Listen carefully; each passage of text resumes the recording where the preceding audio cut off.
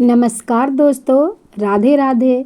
तो आज हम सुनाएंगे अनंत चतुर्दशी व्रत कथा। बहुत समय पहले सुमंत नाम का एक ब्राह्मण था। वह बहुत ही नेक और तपस्वी भी था। उसकी पत्नी का नाम दीक्षा था। दोनों की एक पुत्री थी जिसका नाम सुशीला था। सुशीला बहुत ही रूपवान थी, अपनी पिता की तरह धार्मिक भी थी। लेकिन सुशीला जब थोड़ी बड़ी हुई तो उसकी माँ दीक्षा परलोक सिधार गई। पत्नी दीक्षा की मृत्यु के कुछ समय बाद ही ब्राह्मण ने कर्कशा नाम की एक महिला से विवाह कर लिया। इसके कुछ समय बाद जब सुशीला विवाह योग्य हुई तो उसका विवाह कौंडिन्य ऋषि के साथ कर दिया गया। विवाह के बाद विदाई में जब ब्राह्मण ने अपनी पत्नी कर्कशा से बेटी और दामाद को कुछ देने की बात कही तो कर्कशा नाराज हो गई और गुस्से में दामाद को ईंट पत्थर देकर विदा कर दिया। कर्कशा के इस व्यवहार से कौंडिन्य ऋषि काफ़ी दुखी हुए। वे अपनी पत्नी सुशीला के साथ आश्रम जाने लगे, लेकिन रास्ते में ही रात हो गई और वहीं नदी किनारे वे रुक गए। इसी दौरान सुशीला ने देखा कि कुछ स्त्रियां सुंदर कपड़े पहनकर सज धज कर किसी देवता की पूजा कर रही थीं। सुशीला के पूछने पर पता चला कि वे स्त्रियां अनंत व्रत की पूजा कर रही हैं और उन्होंने उस पूजा की महत्ता के बारे में भी बताया।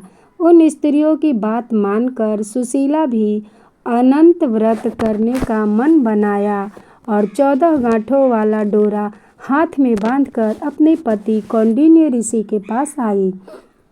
जब ऋषि कौंडिन्य ने सुशीला से पूछा तो सुशीला ने सारी बात बता दी। इस पर गुस्सा होते हुए ऋषि कौंडिन्य ने सुशीला के हाथों से डोरे को खोलकर तोड़ दिया और उसे आग में जला दिया।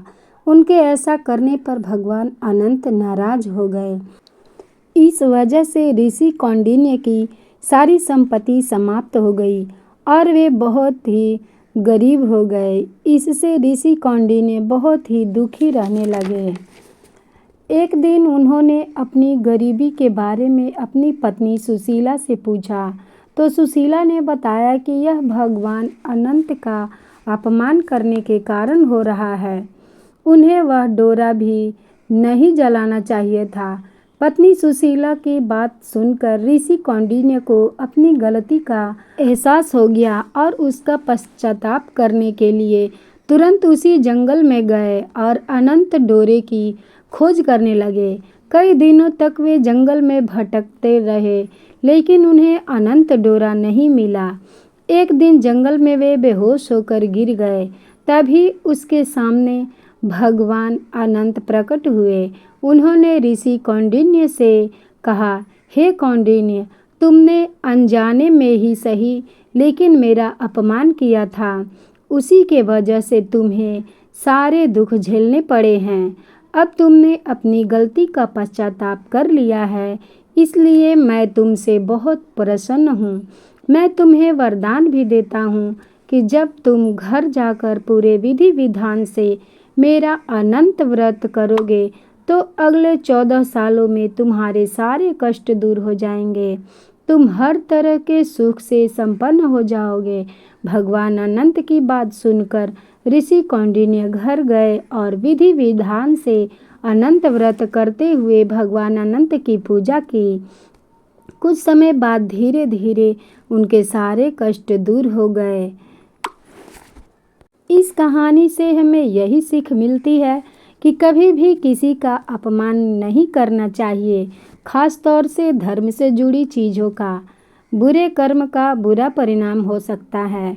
दोस्तों, अगर ये वीडियो आप सबको अच्छा लगे तो वीडियो को लाइक और चैनल को सब्सक्राइब ज़रूर करें। तो बोलिए अनंत भगवान की जय। श्री हरि विष्णु की जय।